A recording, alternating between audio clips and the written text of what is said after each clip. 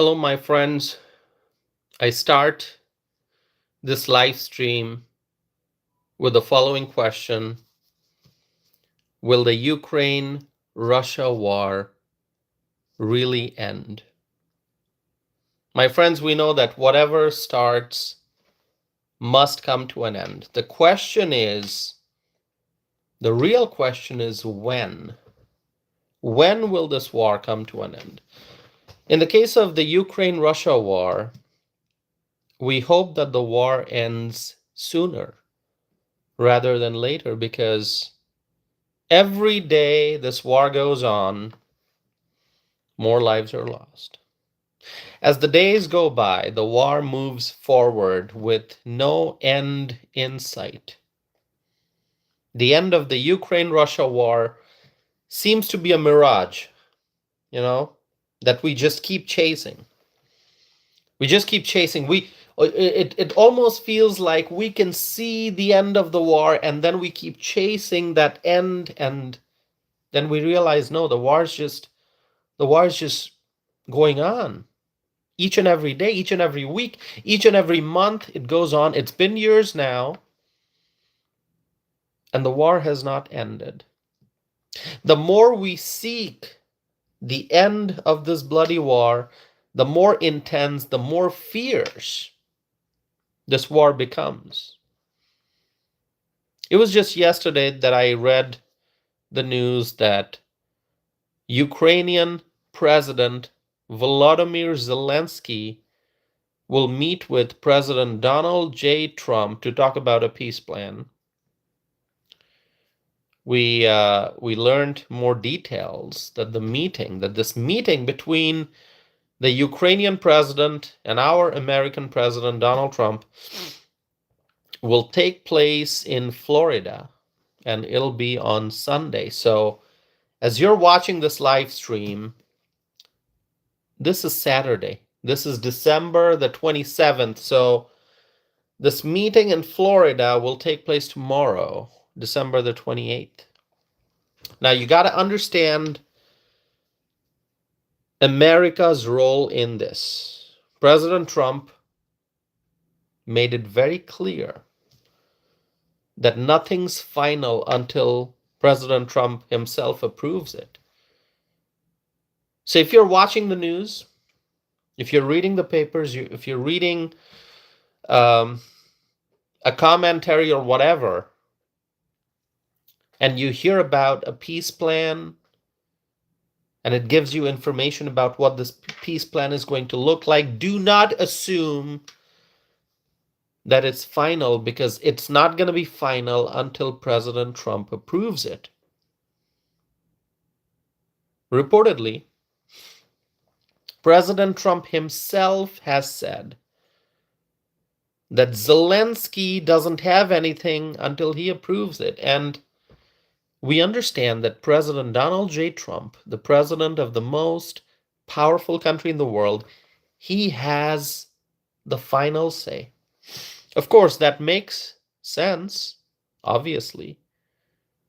President Trump has presented himself very clearly as the peacemaker, and we, the American people, are very proud of his role as the peacemaker, not just in the case of this Ukraine-Russia war, but in the cases of other conflicts as well. We have seen President Trump playing a very, very active role in trying to achieve peace, in trying to promote peace across the world.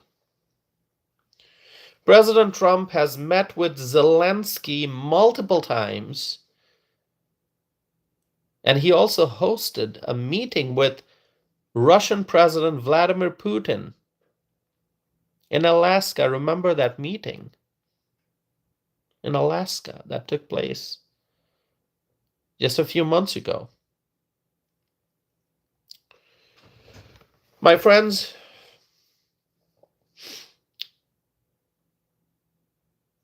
when this news came out that Zelensky is going to meet with President Trump, people felt a surge of hope. people felt finally, maybe finally, there's going to be peace. Not even knowing the details of the plan, not even knowing what the peace process may look like. It was just an instant reaction that yes, we're finally going to be able to see a peaceful resolution. Peace will prevail. That's what so many people felt. But then there was disappointment. That's right, there was disappointment as news broke that Russia has launched attack on Kyiv. That's right. Russia launched attack on Kyiv, that is Ukraine's capital. Not just Kyiv, but also other parts of Ukraine. This happened overnight. Russia launched attack on Kyiv.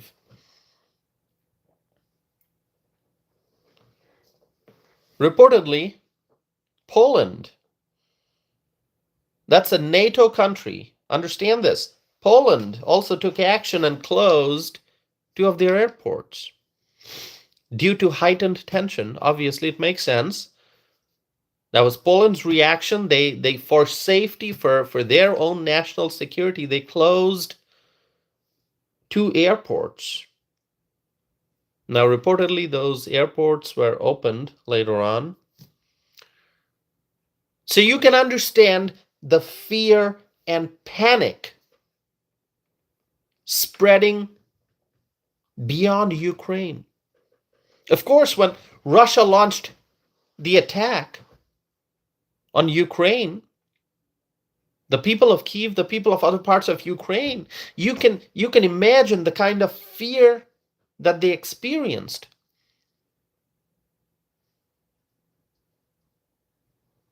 This attack, now obviously you may, if you've not been following the news, you can ask the question, what did this attack look like? Well, this attack that Russia launched involved hundreds of drones and missiles. Hundreds of drones and missiles. Fear and panic in Kyiv. The people of Ukraine facing tremendous crisis. Their adversary, Russia, launching attack. And as I said, the fear is spreading beyond Ukraine. This is affecting NATO countries. I just talked about Poland that closed 2 airports. Now, it seems to me, and you can let me know what your thoughts are. It seems to me that Vladimir Putin is not ready for peace talks. It seems to me that Russia is not ready for peace talks. If Putin continues to attack Ukraine, the message is loud and clear that Russia is not ready for peace. So then I'm going to have to ask you the question, what does that mean regarding the future of the region? What does that mean? I know you're listening to me. So many freedom-loving people, you're listening to me, and I know you want peace. We Americans, we want peace across the world. We want a peaceful world. But what does that mean when, on one hand, there's movement towards peace, but on the other hand, Russia launches attack on Ukraine? What does that mean? You know what? I'm going to say this. I think Putin wants to capture 100% of Ukraine.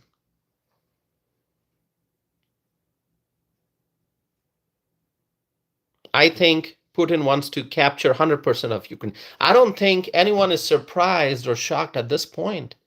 It's pretty clear that Russia wants to expand their territory and broaden Russia's boundary by absorbing as much of Ukraine land as it can. I think Putin just wants to take control of all of Ukraine. It's about land, it's about expansion, it's about Putin's desire to grow the size of Russia.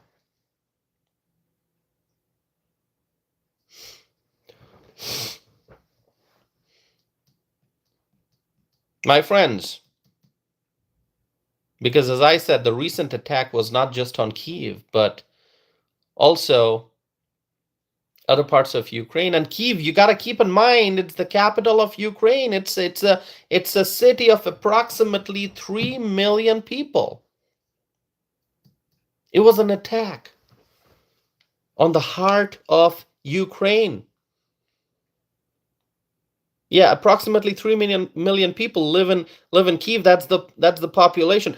I don't know the latest numbers. The numbers may have changed over the course of the war, but it's approximately 3 million. That's the best estimate that I could find. That's a big city. So now when President Trump and President Zelensky meet on Sunday, there's going to be a lot to discuss.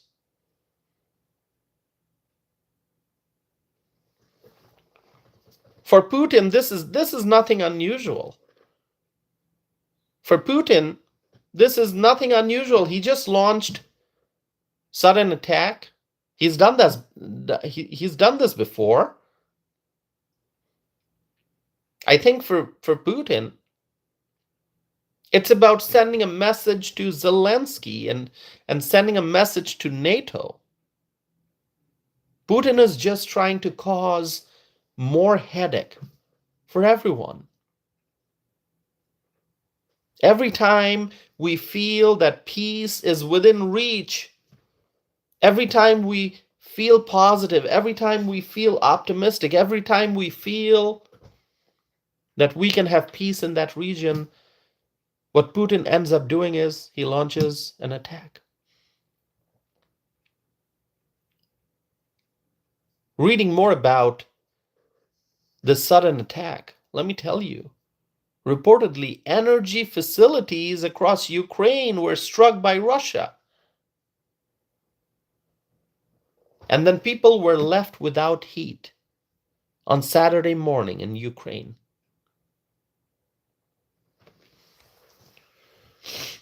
According to Ukraine's prime minister, about 600,000 households in Ukraine's capital and the surrounding region lost power. In the middle of the cold weather, hundreds of thousands of Ukrainian households lost power. So you can imagine the suffering that the people of Ukraine are going through right now. Losing power, sitting in the cold, not having heat.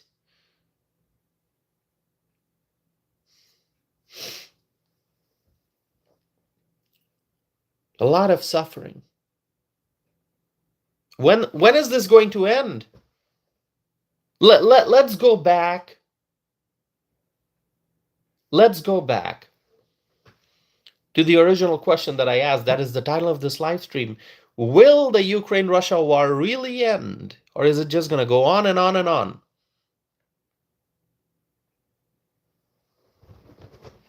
Now, Volodymyr Zelensky is also going to be meeting with Prime Minister Mark Carney. That's the Canadian Prime Minister. So President Zelensky is going to be meeting with both the leaders of the United States and Canada. Additionally, Volodymyr Zelensky will also have a call with European leaders.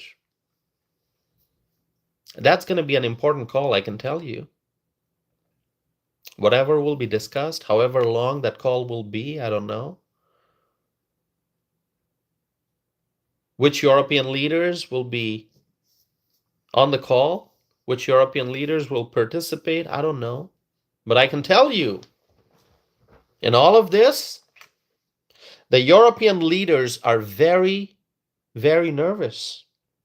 And they have reasons to be nervous. They have reasons to be worried because we know that Russia has repeatedly violated European airspace of NATO countries. And if Russia gets control of Ukraine, that is almost the worst case scenario for NATO countries. Like, yeah, that's a nightmare situation for NATO countries at that point. If Russia gets control of Ukraine. And that's what I think Putin is trying to do. Get control of Ukraine.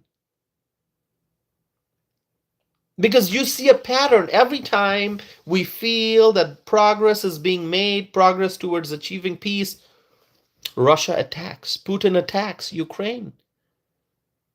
And repeated violation of European airspace. Putin's trying to send a message that he wants all of Ukraine. He's probably not going to say that out loud, but it's becoming obvious day by day. My friends, you got to thank President Trump for making NATO strong again. Because you understand this. NATO has tremendous power. Tremendous power. NATO is stronger than ever before.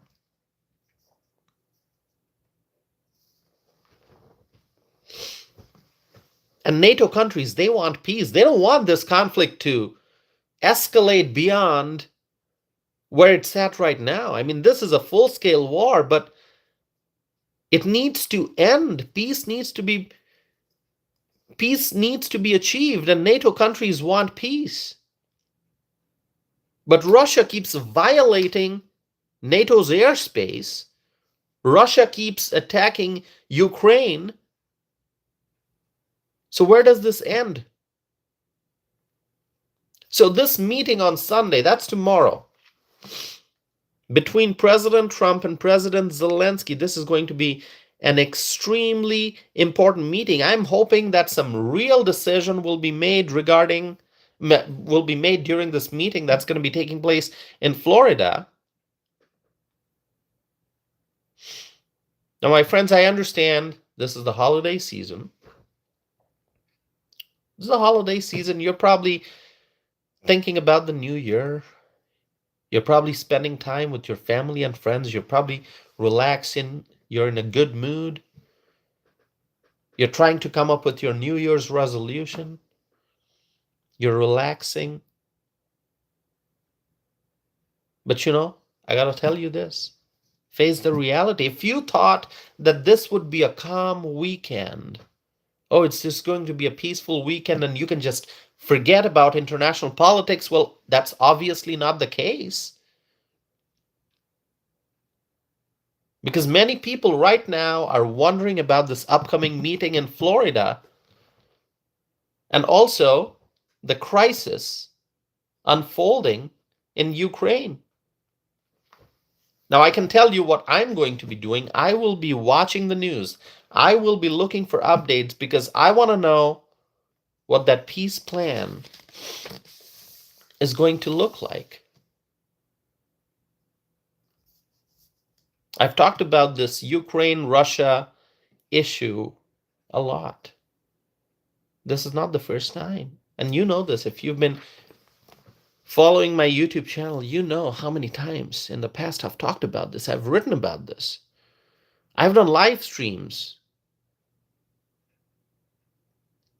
I've written about this crisis. It was back in August when I published a podcast episode with the following title: Trump-Putin Meeting. Will the Ukraine-Russia war come to an end? And then, if you talk about my blog posts, it was back in 2022. That's right, going back to 2022, when I wrote a blog post titled, Can We Restore Confidence? And I started that blog post by writing the following. The world has suffered a massive blow. The Russian invasion of Ukraine and the global community's failure to prevent the onset of such brutal attacks on innocent human beings resulted in the erosion of people's confidence in the civilized world. And remember, 2022, that was during the Biden administration, if you remember. I wrote that in March of 2022. And this year also, I've written a lot about the Ukraine-Russia war. In fact, on December 13th, which was not that long ago, I wrote a blog post titled, How Likely is World War III? And in that piece I wrote, at present, there are major forces actively engaged in trying to prevent the onset of a big war. There are actors trying to ensure peace, and yet peace is extremely difficult to achieve, and once achieved, peace is hard to hold on to. Peace can be fragile, ready to shatter into pieces. Calmness can be lost easily. Commotion and conflicts can start and then devolve into great geopolitical crises. We have seen in recent years how easy it is for battlefields to get heated. The world has seen how hunger for land, power, and greater economic influence can result in armed clashes. Look, for example, at the Ukraine-Russia war. We still do not know when that war will end. But what we do know is that the impacts of a war go far beyond the battlefield. When a war breaks out, there are adverse effects on trade, transportation, and supply chain. Other nations also suffer as a result of a war between two countries, and yet armed conflicts continue to take place around the world. These are words, my friends. These are words from my blog post. You can go to my website, tosifanam.net. You can check out my blog posts. There's a lot of writing there. Just a few months ago, I also expressed concerns about Russian drones violating Poland's airspace. I wrote another blog post titled, Russian Drones in Poland and NATO's Response. And then I also shared my thoughts on the Trump-Putin summit that took place in Alaska. Back in August, I published a blog post highlighting the fact that President Trump is the peacemaker. He is definitely trying his best to solve this crisis. President Trump is trying his best, but solving this requires cooperation from Putin, and that is something that Putin has not shown.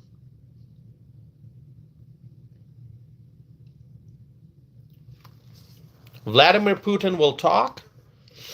He will pretend like he cares about a ceasefire, but in the end, he continues to attack.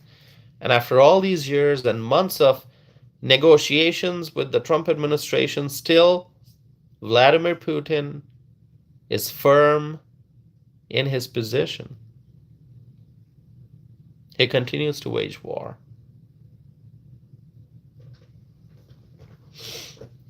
So let's see what happens going forward. I'm sure we'll be talking about this issue again, quite likely. I am really hoping that in the new year, this war will end. I am really hoping for peace.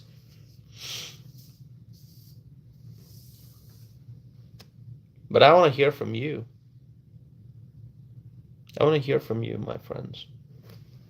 So what I'm going to do, since you all are here,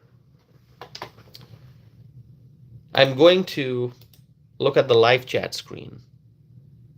If you have questions you want to ask me, please go ahead, ask me questions, meaningful questions, relevant questions. and I'll do my best to answer. Let's see. Who's here? Go ahead, ask me questions, my friends.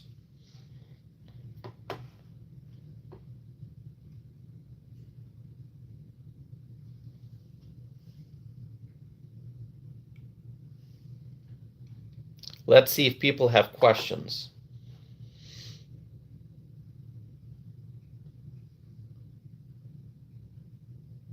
Hold on a second. You're talking about the writing. It appears backwards because I'm live streaming using my phone, and my phone is in selfie mode. So you're looking at a mirror image here, okay? That's all right. Don't be confused by it. Don't be confused by it.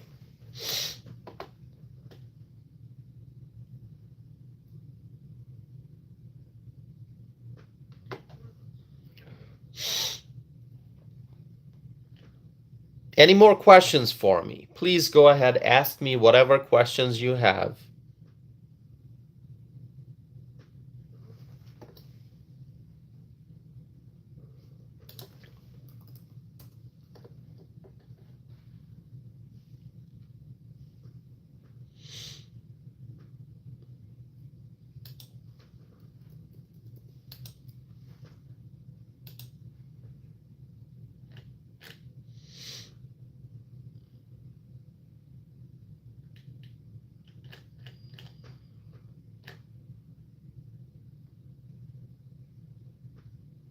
Victoria, I don't know what Zelensky is going to do.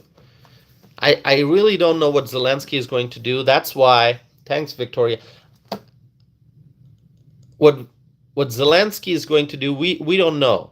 But as I said earlier, keep in mind that whatever plan Zelensky comes up with, whatever strategy he comes up with, peace plan, peace process, nothing's final until President Trump says it's final. So the final decision will come from President Trump. So we're going to have to wait and see what President Trump does.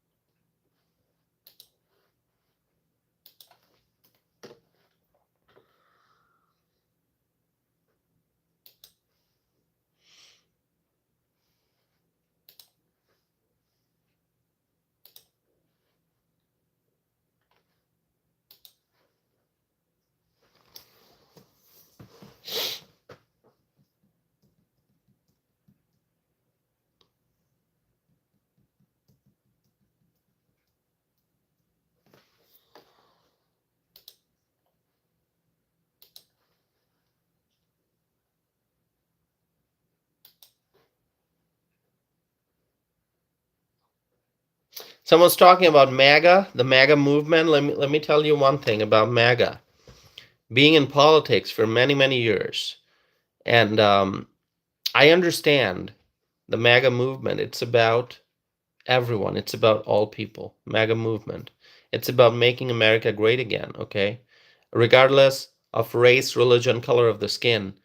Everyone's involved in the MAGA movement. It's about freedom. If you love the United States of America, if you are a proud American and you want to make America great again, greater than ever before, you are in the MAGA movement. That's what it is. It's about all people.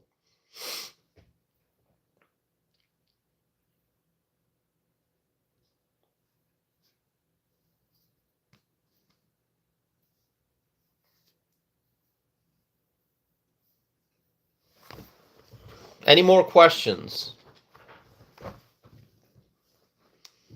Any more questions for me? Go ahead.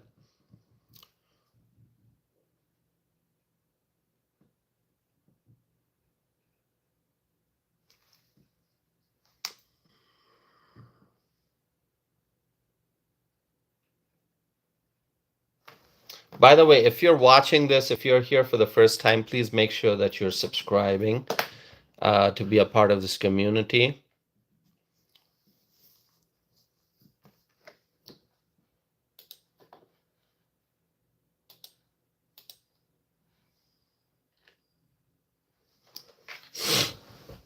Go ahead.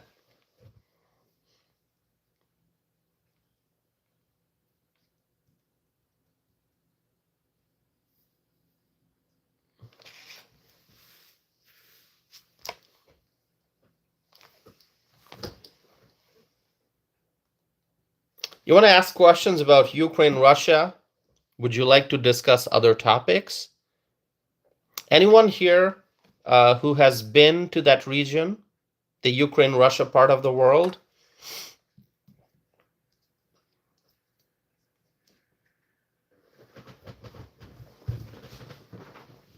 Z is asking, do you think Russia will keep their word? Well, Putin cannot be trusted. Z, great question. Great question, Z.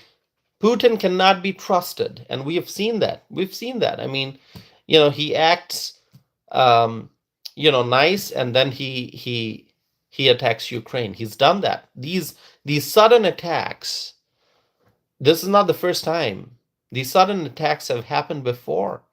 So Putin cannot be trusted. He has to show through his actions that he's ready for peace. If he says he's ready for peace and then he attacks Ukraine again, then there's no point. Action speaks louder than words. In this case, Putin has to prove through his actions that he's ready for peace.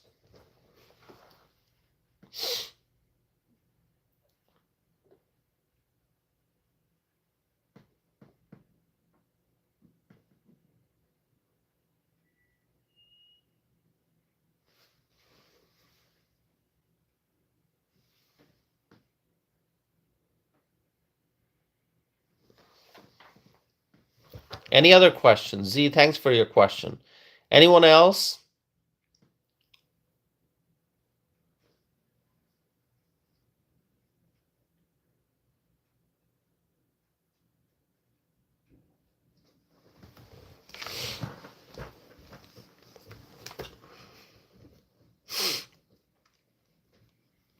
All right, I got this question about what if Ukraine falls to Russia? Okay, what's going to happen? First of all, that is not a scenario that we should even think about at this point, okay? Because Ukraine,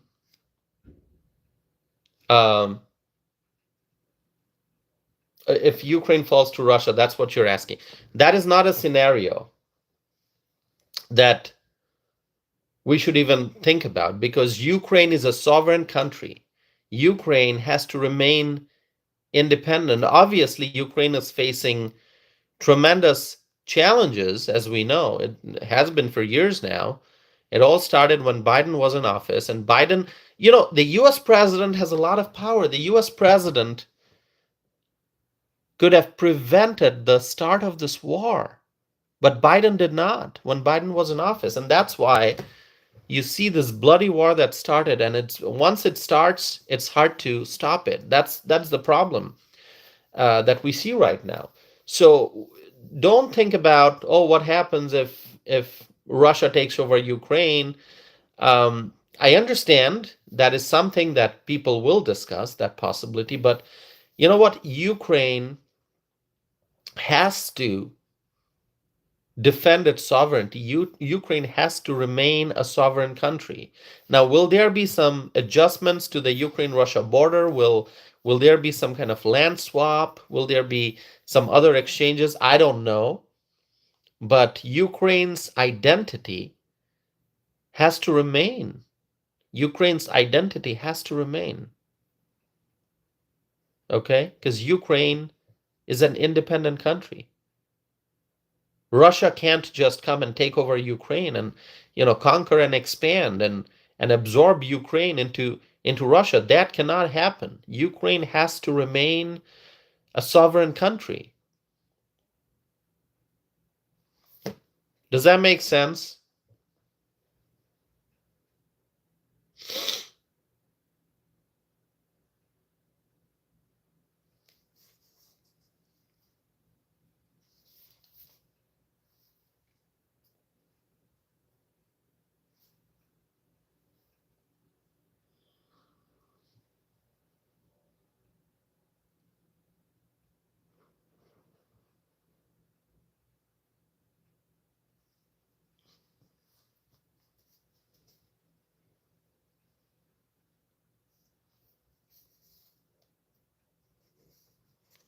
All right. Okay, my friends. Any more questions for me?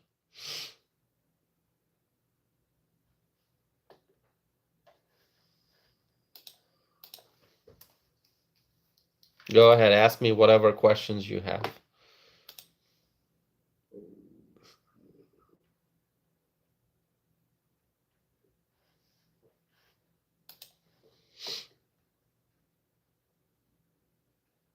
So anyone else eagerly waiting for tomorrow to find out more about this meeting that's going to take place?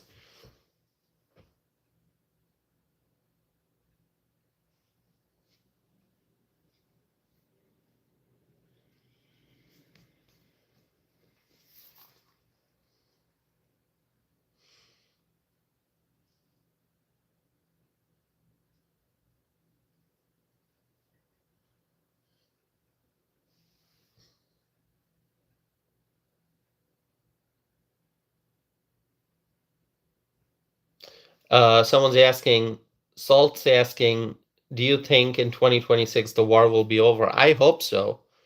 I hope so. I think that's one of the big things to pay attention to in 2026 in the new year. Hopefully in 2026 the war ends, okay? So many lives have been lost, and on both sides. Ukraine lost a lot of people, Russia lost a lot of people. And so I'm hoping that the war ends in 2026. All right. 2025 is almost over, just a few days left. But hopefully in 2026, the war will end. Let's see what happens. All right. Okay, my friends, I'm going to wrap up this live stream, 37 minutes. Thank you for spending your time with me. Make sure that you subscribe if you have not done so already. Make sure you support this channel by liking this video, by sharing this video, and also by just by staying connected and tuning in for future live streams. It's I want to thank you all for spending time with me on Saturday afternoon. And obviously, this was a very important topic. It will continue to be an important topic going forward. And I'm sure I'll be talking more about this. So thank you all so very much, my friends.